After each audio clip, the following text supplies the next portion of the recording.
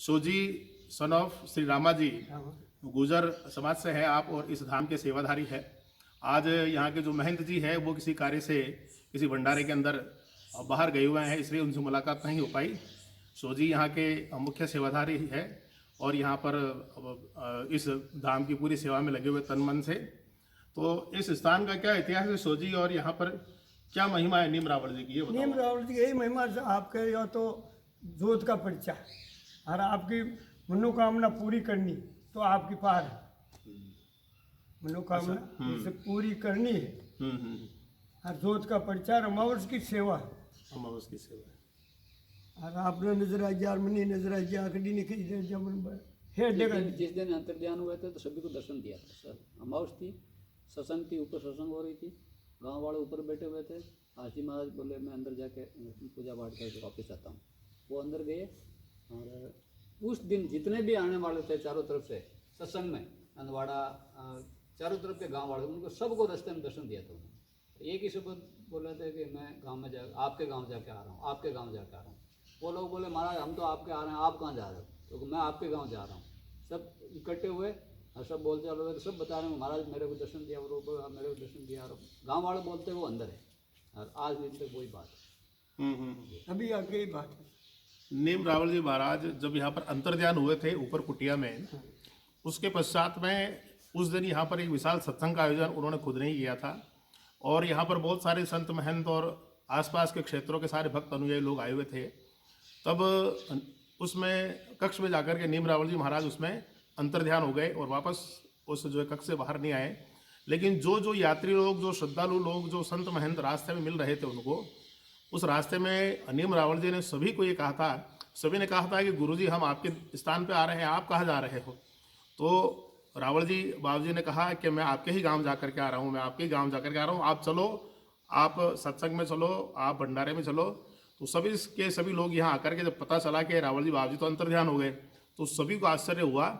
और अभी भी नीम रावल जी महाराज बहुत से लोगों को स्वप्न में, बहुत से लोगों को प्रत्यक्ष, बहुत से लोगों को खेत में, बहुत से लोगों को जंगल में दर्शन देते हैं, आशीर्वाद देते हैं और उनके ऊपर अपनी छत्र छाया रखते हैं। यहाँ की जो मान्यता है अमावस की विशेष, जैसे भी शोजी ने बताया कि अमावस की विशेष मान्यता है और इस क्षेत्र में यहाँ पर इस स्थान की विशेष रूप से पूजा अर्चना वंदना की जाती है। और इस क्षेत्र के जितने भी अनुयायी, सभी समाजों के लोग यहाँ पर आकर के और अपना माथा टेकते हैं। और नीम रावल जी महाराज का यह चमत्कारी जो स्थान है सबकी मनोकामना पूरी करता है।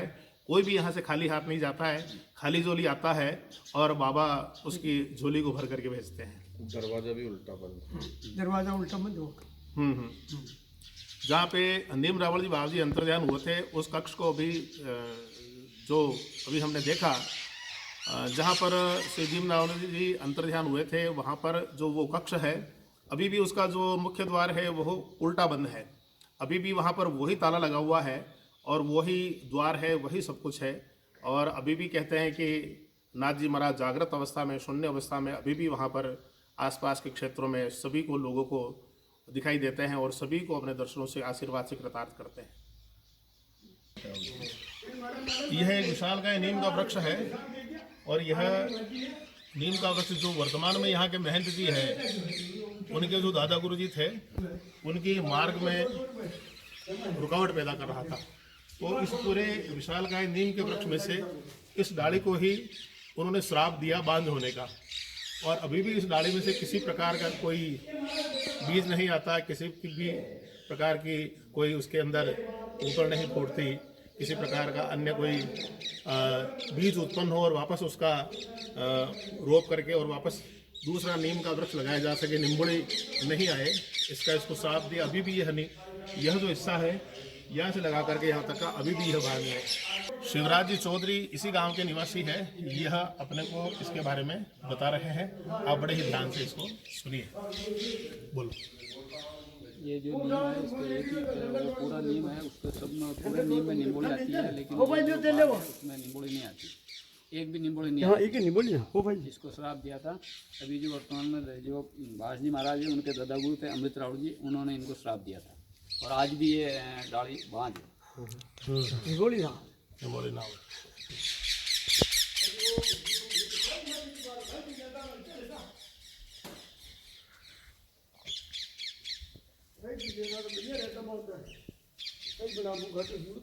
शिव मंदिर के बारे में कहते हैं कि जब औरंगजेब इस स्थान पर आया था तब उन्होंने इस स्थान के ऊपर जो भगवान शिव का यह मंदिर है इस स्थान के ऊपर मस्जिद बनाने का कुप्रयास किया था। लेकिन यहाँ पर इस स्थान के ऊपर जो ही वह आया, यहाँ पर क्या घटना हुई हमको बता रहे हैं भाई साहब, आप इनसे सुनिए। जो औरंगजेब था उनका सेनापति आया था, फिर उसने इसको मस्जिद बनाने के लिए टाँकी लगाई थी मंदिर में इस स्थान पे। फिर यहाँ से इसको उठा के फेंका था, वो पीछे की तरफ की स्तंभ है वहाँ जाके वो गिर गया।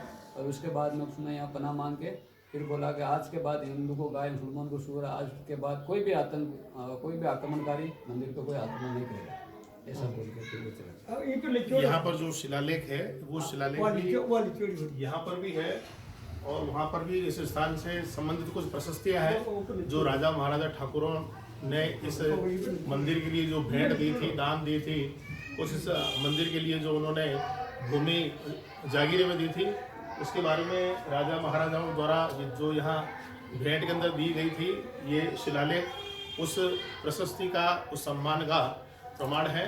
और वे वहाँ पर ये कीर्ति स्तंभ है और वो जो सेनापति गिरा था औरंगजेब का, वो उस स्थान पर जाकर के गिरा था और वहाँ पर उसने अपना माफीनामा लिख करके और उत्कीर्ण करा करके वहाँ पर स्थापित करवाया था। ये जो आष्टी महाराज होते हैं, देवलोक होते हैं, उनकी समाधि स्थल यहीं पे उनको समाधि दी जाती है।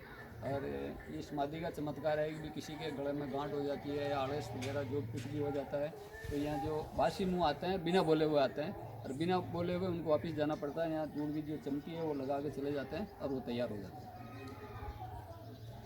ये जो स्थान आप देख रहे हैं, ये नाथ संप्रदाय के जो यहाँ के जो महंत लोग हैं, जो यहाँ की महंत परंपरा के जितने भी शिवलोक वासी हुए हैं, उन महंतों का समाधि स्थान है।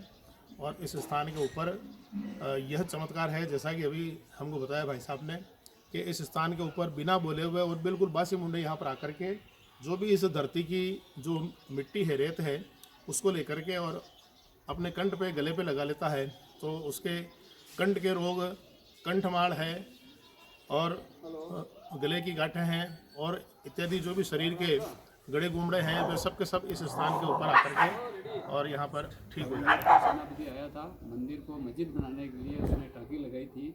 इसके बाद उसको पर्चा दिया गया और उसको दूर फेंक दिया गया। उस स्थान पर उसने एक कीर्त स्तंभ खड़ा किया, जो उधर की साइड में कीर्त स्तंभ है। और ये जो शिलालेख वो लिख के गया कि आज के बाद कोई भी आक्रमणकारी शिव मंदिर पर आक्रमण नहीं करे। हिंदू को गाय की सौगंध है, हिंदू को और मुसलमान को सूअर की सौगंध है। और वो ये सौगंध खा के फिर वो यहाँ से चला गया। उसके बाद कोई नहीं। तीन चेला थे। दीप रावल जी पाटवी चला थे, गुलाब रावल जी उनके चला थे और संजय रावल जी भी उनके चला थे। संजय रावल जी ने जीवित समाधि ली थी।